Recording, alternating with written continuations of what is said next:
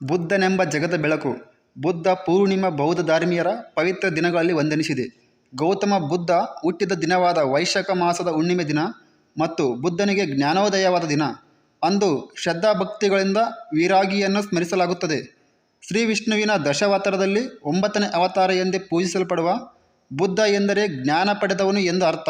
ನಮಸ್ಕಾರ ಸ್ನೇಹಿತರೆ, media power YouTube channel ವತಿಯಿಂದ ಪ್ರಪಂಚದಾದ್ಯಂತ ಬೌದ್ಧರು ಮತ್ತು ಹಿಂದೂಗಳು ಗೌತಮ ಬುದ್ಧನ ಜನ್ಮದಿನವನ್ನು ಬುದ್ಧ ಜಯಂತಿ ಎಂದು ಆಚರಣೆ ಮಾಡುತ್ತಾರೆ. ಬುದ್ಧನು ಸಿದ್ಧಾರ್ಥ ಗೌತಮ ಎಂಬ ರಾಜಕುಮಾರನಾಗಿ ಪೂರ್ಣಿಮಾ ತಿಥಿಯಂದು ಕ್ರಿಸ್ತಪೂರ್ವ 563ರಲ್ಲಿ ವೈಶಾಖ ಮಾಸದ ಹುಣ್ಣಿಮೆಯ ದಿನ ನೇಪಾಳದ ಲುಂಬಿನಿಯಲ್ಲಿ ಜನಿಸಿದನು. ಆದ್ದರಿಂದ ಅವರ ಜನ್ಮದಿನವನ್ನು ಬುದ್ಧ ಪೂರ್ಣಿಮಾ ಎಂದು ಕರೆಯಲಾಗುತ್ತದೆ. ಶುದ್ಧೋಧನ ಮತ್ತು ಮಾಯಾದೇವಿಯವರ ಮಗನಾಗಿ ಹುಟ್ಟಿದ ರಾಜಕುಮಾರನೇ ಸಿದ್ಧಾರ್ಥ. ತನ್ನ 16ನೇ ವಯಸ್ಸಿನಲ್ಲೇ ಯಶೋಧರೆ ಎಂಬ ಸುಂದರ ಕನ್ಯೆಯೊಂದಿಗೆ ವಿವಾಹವಾಗಿ ತಮಗೆ ಹುಟ್ಟಿದ ಮುದ್ದಿನ ಮಗನಿಗೆ ರಾಹುಲ್ ಎಂದು ನಾಮಕರಣ ಮಾಡಿದನು. ರಾಜ್ಯ, ಸಂಪತ್ತು, ಅಧಿಕಾರ, ಪತ್ನಿ, ಮಗು ಎನ್ನುತ್ತಾ ನೆಮ್ಮದಿಯಿಂದ ಕಾಲ ಕಳೆಯುತ್ತಿದ್ದ ಒಮ್ಮೆ ಸಿದ್ಧಾರ್ಥ ತನ್ನ ರಥದ ಸಾರಥಿ ಅಂಗರಕ್ಷಕನಾದ ಚೆನ್ನನೊಟ್ಟಿಗೆ ರಾಜ್ಯ ಪರ್ಯಟನೆಗೆಂದು ಹೋದಾಗ ಶವ, ಮುದುಕ, ರೋಗಿ, ಸನ್ಯಾಸಿಗಳನ್ನು ಕಂಡು ಬದುಕಿನಲ್ಲಿ ಕಾಯಿಲೆ, ವೃದ್ಧಾಪ್ಯ, ಸಾವು ಎಲ್ಲರಿಗೂ ಅನಿವಾರ್ಯವೇ ಎಂಬ ಪ್ರಶ್ನೆ ಹುಟ್ಟುತ್ತದೆ.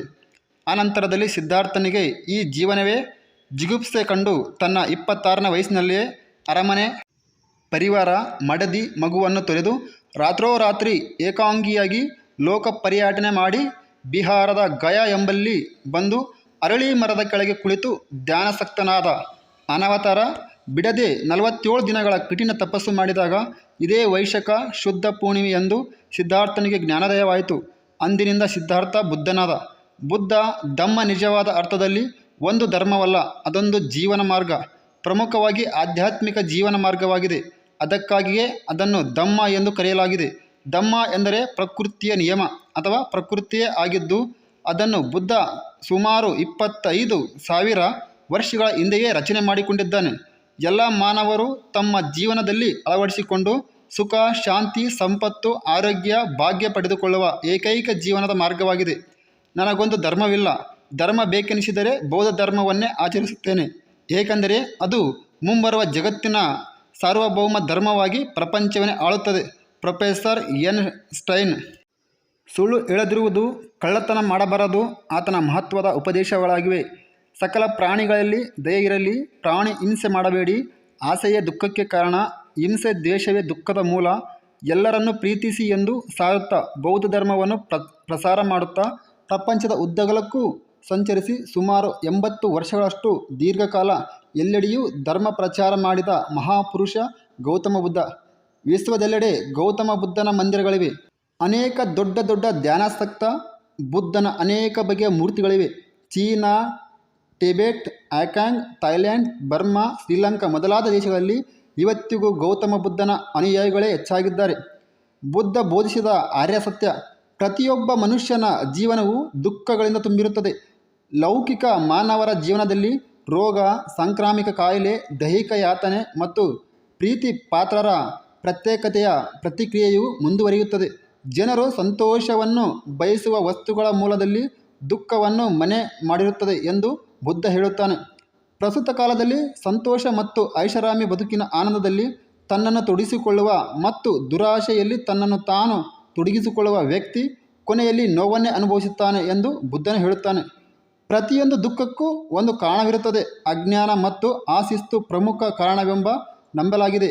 ಜೀವನದಲ್ಲಿ ಅಸಡ್ಡೆ, ಬೇಜವಾಬ್ದಾರಿ ಬಿಡಬೇಕು ಎಂದು ಬುದ್ಧನು ಹೇಳುತ್ತಾನೆ. ಜನರ ಮುಂದೆ ದುಃಖವನ್ನು ನಿಯಂತ್ರಿಸುವ ವ್ಯಕ್ತಿಯು ಜಗತ್ತನ್ನು ಗೆಲ್ಲುತ್ತಾನೆ. ಒಂದು ವೇಳೆ ಅವನಿಗೆ ತನ್ನ ದುಃಖವನ್ನು ನಿಯಂತ್ರಿಸುವ ಶಕ್ತಿ ಇರದಿಲ್ಲವೋ ಅವರು ಸಮಾಜದಲ್ಲಿ ಆ ಗೌರವವನ್ನು ಪಡೆಯುತ್ತಾರೆ ಮತ್ತು ಅವನ ಕುಟುಂಬವು ದುಃಖದಲ್ಲಿ ಮುಳುಗುತ್ತದೆ. ಗೌತಮ ಬುದ್ಧನ ಪ್ರಕಾರ ದುಃಖವನ್ನು ನಿಯಂತ್ರಿಸುವ ವ್ಯಕ್ತಿಯು ಸ್ವರ್ಗ, ನರಕ, ಇಹಲೋಕ, ಪರಲೋಕದ ಬಗ್ಗೆ ವಿಶ್ವಾಸವನ್ನು ಹೊಂದಿರುತ್ತಾರೆ. ತಮ್ಮ ಸುತ್ತಲಿನ ಪ್ರತಿಯೊಂದು ಅಂಶವು ಯಾವುದೇ ಕಾರಣಕ್ಕಾಗಿ ಹುಟ್ಟಿದೆ ಎಂದು ಬುದ್ಧನು ಸರಳ ಮಾತುಗಳಲ್ಲಿ ಹೇಳಿದರು. ಪ್ರತಿಯೊಂದು ಜ್ಞಾನದ ಮೂಲಕ ನಿರ್ಣಯವನ್ನು ಸಾಧಿಸಬಹುದು ಎಂದು ಬುದ್ಧನು ಹೇಳುತ್ತಾನೆ.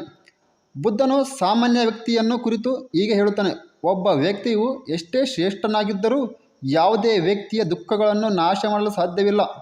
ಆತನು ಹೇಳುವ ಪ್ರಕಾರ ಪ್ರತಿಯೊಂದು ಮನುಷ್ಯನ ಜೀವನದಲ್ಲಿ ಏರಿಳಿತಗಳು ಇದ್ದೇ ಇರುತ್ತದೆ. ಆದರೆ ಇವೆಲ್ಲವನ್ನು ಮೀರಿ ನಾವು ಮುಂದೆ ಸಾಗಬೇಕು. ವ್ಯಕ್ತಿಯು ತನ್ನದೇ ಆದ ನಿಲುವಿನ ಮೇಲೆ ನಡೆಯಬೇಕು ಮತ್ತು ಇನ್ನೊಬ್ಬರ ನಿಲುವಿನ ಮೇಲೆ ಅಲ್ಲ ಎನ್ನುತ್ತಾನೆ. ಬಾಹ್ಯ ಸೌಂದರ್ಯಕ್ಕಿಂತ ಆಂತರಿಕ ಸೌಂದರ್ಯವೇ ಮುಖ್ಯ.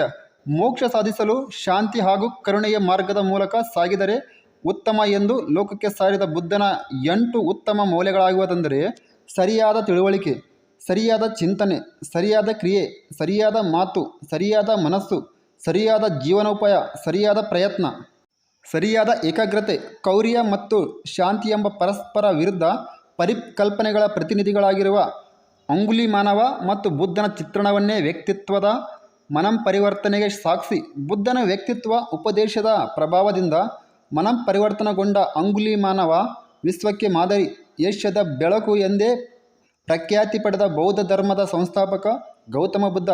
ರಾಜ್ಯಪಟ್ಟ ಸಕಲ ಸೌಕರ್ಯ ಮಹಾ ವೈಭೋಗದ ಜೀವನವನ್ನು ತ್ಯಜಿಸಿ ಸತ್ಯಶೋಧನೆಗಾಗಿ ಪ್ರಪಂಚದ ಪರ್ಯಟನೆಯ ನಡೆಸಿದ ಮಹಾನ್ ಸಂತ. ಬುದ್ಧನ ಬಗ್ಗೆ ನಮಗೆಲ್ಲರಿಗೂ ಸಾಕಷ್ಟು ಜನಪ್ರಿಯ ಕಥೆಗಳು ತಿಳಿದಿವೆ. ಸಿದ್ಧಾರ್ಥನು ಬುದ್ಧನಾಗಿದ್ದು, ಬೋಧಿ ವೃಕ್ಷದ ಕೆಳಗೆ ಜ್ಞಾನೋದಯವಾಗಿದ್ದು ಹೇಗೆ ಸಾಕಷ್ಟು ಸ್ಫೂರ್ತಿದಾಯಕ ಸಂಗತಿಗಳು ನಾವು ಬುದ್ಧನ ತತ್ವಗಳನ್ನು ಅನುಸರಿಸುವಂತೆ ಮಾಡುತ್ತವೆ. ಅತ್ಯಂತ ಜನಪ್ರಿಯವಾಗಿರುವ ಬುದ್ಧ ಪೂರ್ಣಿಮಾ ಬೌದ್ಧದ ಸಂಪೂರ್ಣ ಜೀವನಗಾಥೆಯನ್ನು ನೆನಪಿಸುವ ದಿನ.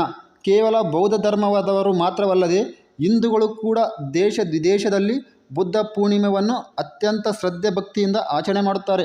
ಬಡವರು ಹಾಗೂ ದುರ್ಬಲರಾಗಿ ತನ್ನ ಜೀವನವನ್ನೇ ಮುಡುಪಾಗಿಟ್ಟು ಸತ್ಯ ದರ್ಶನದ ಬಗ್ಗೆ ಜನರಿಗೆ ಬೋಧನೆಗಳನ್ನು ನೀಡುತ್ತಿದ್ದ ಬುದ್ಧನ ಮಾತುಗಳು ಇಂದಿಗೂ ಪ್ರಸ್ತುತ ಹಾಗೂ ಜೀವನ ಪಾಠಗಳಾಗಿವೆ. ಬುದ್ಧನ ಉಪದೇಶಗಳು: 1000 ಯುದ್ಧಗಳನ್ನು ಗೆಲ್ಲುವುದಕ್ಕಿಂತ ನಿಮ್ಮನ್ನು ನೀವು ಗೆಲ್ಲುವುದು ಉತ್ತಮ. ಇದೇ ನಿಜವಾದ ವಿಜಯ. ಇದನ್ನು ನಿಮ್ಮಿಂದ ಕಿತ್ತುಕೊಳ್ಳುವ ಯಾರಿಂದಲೂ ಸಾಧ್ಯವಿಲ್ಲ. ಆಸೆಗಾಗಿ ಬದುಕಬೇಡಿ, ಆದರ್ಶಗಾಗಿ ಬದುಕಿ. ದೀರ್ಘ ಜೀವನ ಮುಖ್ಯವಲ್ಲ, ದಿವ್ಯ ಜೀವನ ನಡೆಸಿರಿ. ಪ್ರತಿಯೊಂದು ಅನುಭವವು ಅದು ಎಷ್ಟೇ ಕೆಟ್ಟದಾಗಿ ತೋರಿದರೂ ಅದರೊಳಗೆ ಜೀವನ ಪಾಠವಾಗಿರುತ್ತದೆ. ಭೂತಕಾಲದಲ್ಲಿ ನೆಲೆಸಬೇಡಿ, ಭವಿಷ್ಯದ ಕನಸು ಕಾಣಬೇಡಿ. ವರ್ತಮಾನದ ಕ್ಷಣಗಳಲ್ಲಿ ಮನಸ್ಸು ಕೇಂದ್ರೀಕರಿಸಿ. ಸಾವು ಮತ್ತು ದುಃಖದ ಯಾರೂ ತಪ್ಪಿಸಿಕೊಳ್ಳಲು ಸಾಧ್ಯವಿಲ್ಲ. ಜನರು ಜೀವನದಲ್ಲಿ ಸಂತೋಷವನ್ನು ಮಾತ್ರ ನಿರೀಕ್ಷಿಸಿದರೆ ಅವರು ನಿರಾಶೆಗೊಳ್ಳುತ್ತಾರೆ. ಟಿ. ನರೇಂದ್ರ ಬಾಬು, ಲೇಖಕ, ಶಿಕ್ಷಕರು ಇದನ್ನು ಬರೆದಿರುತ್ತಾರೆ. ಈ ವಿಡಿಯೋ ಇಷ್ಟವಾದರೆ ಲೈಕ್ ಮಾಡಿ, ಶೇರ್ ಮಾಡಿ, ಸಬ್ಸ್ಕ್ರೈಬ್ ಮಾಡಿ. ಧನ್ಯವಾದಗಳು ಸ್ನೇಹಿತರೆ.